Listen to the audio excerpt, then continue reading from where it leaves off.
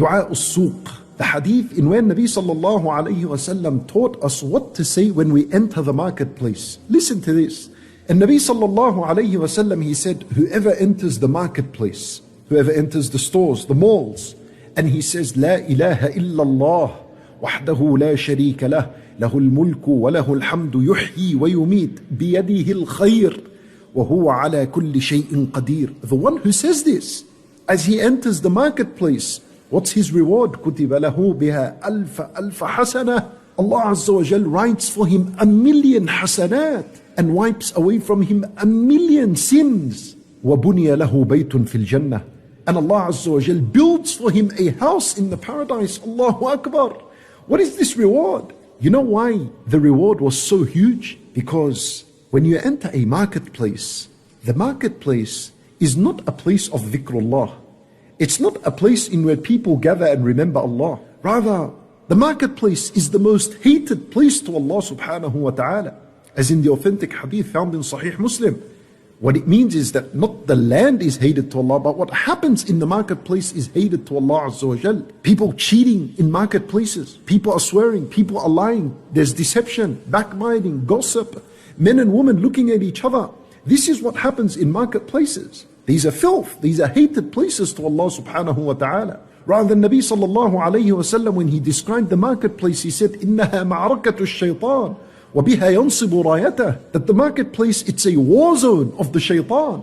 And he sets up his flag. He sets up his flag in the marketplace. And this implies that he has a permanent presence in the marketplace, and he gathers his army and they plan. How are they going to deceive people? How are they going to make people argue with each other and fight each other and deceit each other and look at each other? This is the marketplace. So now listen to this.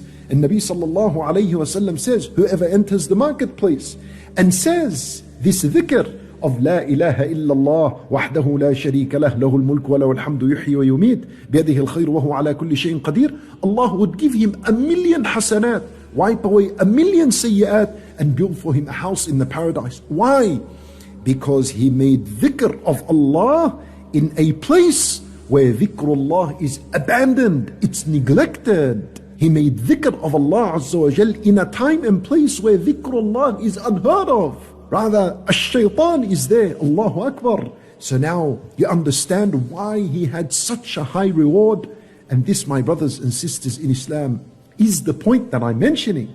That when you worship Allah in times where people neglect the worship of Allah, like in this month of Sha'ban, then your reward is huge. It's great with Allah subhanahu wa ta'ala. Nabi sallallahu alayhi wa sallam, he says in another hadith, he says, whoever says astaghfirullah al-azim alladhi la ilaha illa huwa al-hayy al-qayyum wa atubu ilayh.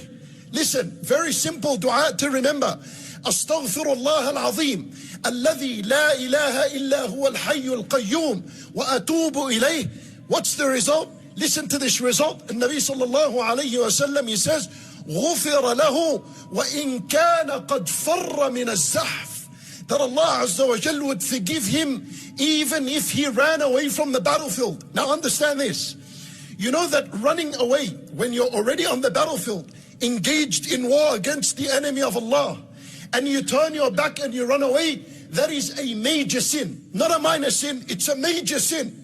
This dua here, and Nabi sallallahu alayhi wa sallam says, whoever says this dua, Allah would forgive him even if he gave his back to the enemy, which is a major sin. In other words, this one dua is powerful enough to even clean you from the major sins. Not only the minor sins, even from the major sins.